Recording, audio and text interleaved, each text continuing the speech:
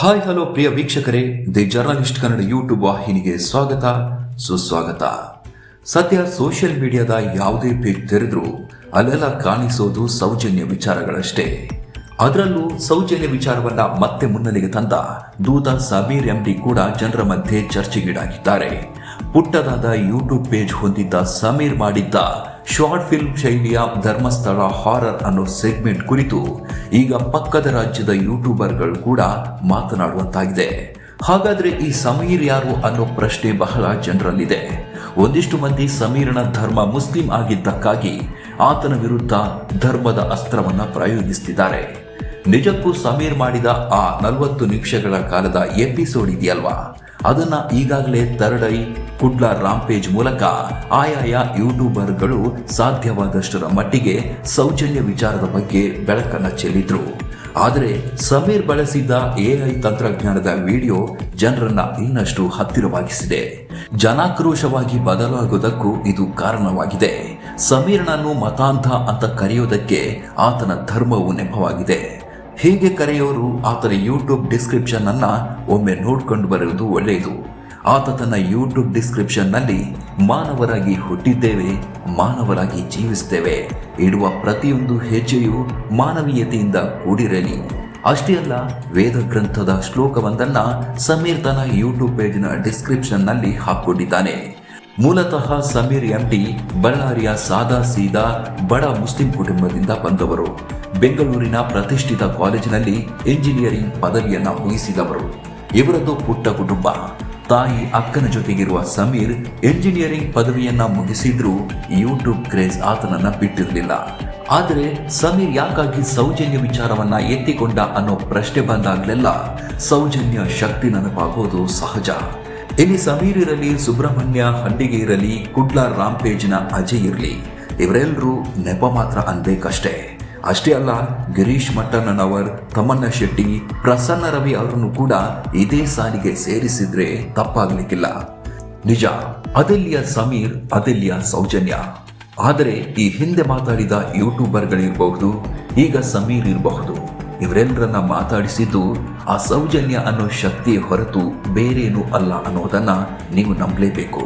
ಕಳೆದ 1 ವರ್ಷದಿಂದ ಸೌಜನ್ಯ ಚಾಪ್ಟರ್ ಎಲ್ಲೋ ಮುಗಿದೇ ಹೋಯ್ತು ಅಂತ ಅಂದ್ಕೊಂಡಿದ್ದವರಿಗೆ ಸಮೀರ್ ಎಂಡಿ ವಿಡಿಯೋ ಬಡಿದೆಚ್ಚರಿಸಿದಂತಿದೆ. ಈ ನಡುವೆ ಸೌಜನ್ಯ ಹೋರಾಟ ಅಂತ್ಯ ಅಂತ ಶರ ಬರೆದು ಖುಷಿ ಪಟ್ಟವರು ಎಷ್ಟೋ ಜನರಿದ್ರು. ಆದರೆ ಸೌಜನ್ಯ ತನ್ನ ಶಕ್ತಿಯನ್ನ ಮತ್ತೆ ಮತ್ತೆ ಸಾಬೀತು ಪಡಿಸುತ್ತಲೇ ಬಂದಿದ್ದಾಳೆ. ಹಾಗಿದ್ರೆ ಸೌಜನ್ಯ ಸಮೀರ್ನನ್ನ ಆಯ್ದುಕೊಂಡಿದ್ದು ಯಾಕಿರಬಹುದು ಅನ್ನೋದಕ್ಕೆ ದಿ ಜರ್ನಲಿಸ್ಟ್ ಕನ್ನಡ ಒಂದಿಷ್ಟು ವಿಚಾರವನ್ನ ನಿಮ್ಮ ಮುಂದಿಡ್ತಿದೆ. ಈ ವಿಚಾರದಲ್ಲಿ ಯಾವುದೇ ತಪ್ಪಿದ್ದಲ್ಲಿ ಕ್ಷಮಿಸಿ ಅಂತಾನು ನಾವು ನಿಮಗೆ ವಿನಂತಿಯನ್ನ ಮಾಡ್ತಾ ಇದ್ದೀವಿ. ಮೊದಲನೇದಾಗಿ, ಸಮೀರ್ ರಾಜಧಾನಿಯಲ್ಲಿರುವ ಹುಡುಗ. ಸದ್ಯ ಕನ್ನಡದ ಯಾವೊಬ್ಬ ಯೂಟ್ಯೂಬರ್ ಕೂಡ AI ತಂತ್ರಜ್ಞಾನವನ್ನ ಈ ಮಟ್ಟಿಗೆ ಬಳಸಿಕೊಂಡು ಸ್ಟೋರಿ ಮಾಡೋದನ್ನ ಯಾರು ನೋಡಿಲ್ಲ. ಅಂತಹ ವಿಶೇಷ ಪ್ರತಿಭೆ ಇರುವ ಹುಡುಗನನ್ನ ಇಲ್ಲಿ ಗುರುತಿಸಿರೋದು ಆ ಸೌಜನ್ಯವೇ ಹೊರತು ಬೇರೆ ಯಾರು ಅಲ್ಲ. ಈತನಿಂದಷ್ಟೇ ಈ ಸುದ್ದಿ ದೇಶ ವಿದೇಶದಲ್ಲಿ ಚರ್ಚೆ ಆಗೋದಕ್ಕೆ ಸಾಧ್ಯ ಅನ್ನೋದನ್ನ ಸೌಜನ್ಯಳೆ ಕಂಡುಕೊಂಡಿದ್ದಾಳೆ ಅಂದ್ರೂ ಅತಿಶಯೋಕ್ತಿ ಎನಿಸದು. ಅಷ್ಟು ಮಾತ್ರ ಅಲ್ಲ, ಉತ್ತರ ಕರ್ನಾಟಕದ ಬಳ್ಳಾರಿಯವನು ಆಗಿದ್ದು ಆ ಭಾಗದ ಮಂಜುನಾಥನ ಭಕ್ತರಿಗೂ ದೊಡ್ಡವರ ಬಗ್ಗೆ ಇಂಚಿಂಚಾಗಿ ಮಾಹಿತಿ ಸಿಗುವಂತಾಗಿದೆ. ವಿಡಿಯೋವನ್ನ ಕೋಟ್ಯಾಂತರ ಜನ ವೀಕ್ಷಿಸಿದ್ದಾರೆ. ಜೊತೆಗೆ ಸಮೀರ್ ನಿರೂಪಣೆಯೂ ಚೆನ್ನಾಗಿದೆ. ಇದರಿಂದ ಖಂಡಿತ ಸಂಚಲನ ಉಂಟಾಗುತ್ತೆ. ನನಗೆ ನ್ಯಾಯ ಕೊಡದೆ ನಿದ್ದೆಗೆ ಜಾರಿದ ಸಮಾಜ ಎಚ್ಚೆತ್ತುಕೊಳ್ಳುತ್ತೆ ಅನ್ನೋದು ಸೌಜನ್ಯನಿಗಷ್ಟೇ ಗೊತ್ತು. ಹೋರಾಟಗಾರರನ್ನ ಕಾನೂನು ಮೂಲಕ ಬಾಯಿ ಮುಚ್ಚಿಸಿರುವಾಗ ಈ ಹೋರಾಟದಲ್ಲಿದ್ದ ಯಾರೊಬ್ಬರ ಪರಿಚಯವೇ ಇಲ್ಲದ ಸಮೀರ್ ಸೌಜನ್ಯ ಪರ ನಿಲ್ತಾನೆ. ಆಕೆಯ ಕುರಿತು ಸುದೀರ್ಘ ಎಪಿಸೋಡ್ ಮಾಡಿ ಜನರ ಕಣ್ಣಿಗೆ ಕಟ್ಟುವಂತೆ ಮಾಡ್ತಾನೆ. ಇದನ್ನ ಪವಾಡ ಅಂತೀರೋ, ಸೌಜನ್ಯರ ಶಕ್ತಿ ಅಂತೀರೋ, ಇದೆಲ್ಲವೂ ನಿಮ್ಗೆ ಬಿಟ್ಟ ವಿಚಾರ. ಇದನ್ನೇ ನಾನು ಹೇಳ್ತಾ ಬಂದಿರೋದು. ಇಲ್ಲಿ ಸಮೀರ್, ಗಿರೀಶ್ ಮಟ್ಟಣ್ಣನವರ್, ಸುಬ್ರಹ್ಮಣ್ಯ ಹಂಡಿಗೆ, ಅಜಯ್, ಪ್ರಸನ್ನ ರವಿ, ತಮ್ಮಣ್ಣ ಶೆಟ್ಟಿ ಅಷ್ಟೇ ಯಾಕೆ, ತಿಮರೋಡಿ ಕೂಡ ನೆಪ ಮಾತ್ರ.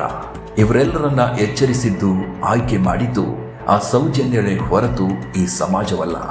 ಸೌಜನ್ಯಳನ್ನ ಬೀಭತ್ಸವಾಗಿ ಅತ್ಯಾಚಾರ ಮಾಡಿ ಕೊಲೆ ಮಾಡಿದ್ದು ಯಾರು ಅನ್ನೋದು ನಮ್ಗ್ಯಾರಿಗೂ ಗೊತ್ತಿಲ್ಲದೆ ಹೋದ್ರೂ ಸೌಜನ್ಯಳ ಆತ್ಮ ತನಗೆ ನ್ಯಾಯ ಸಿಗದೆ ವಿರಮಿಸೋದಿಲ್ಲ ಅನ್ನೋ ಎಚ್ಚರಿಕೆಯನ್ನ ನೀಡುತ್ತಲೇ ಬಂದಿದ್ದಾಳೆ.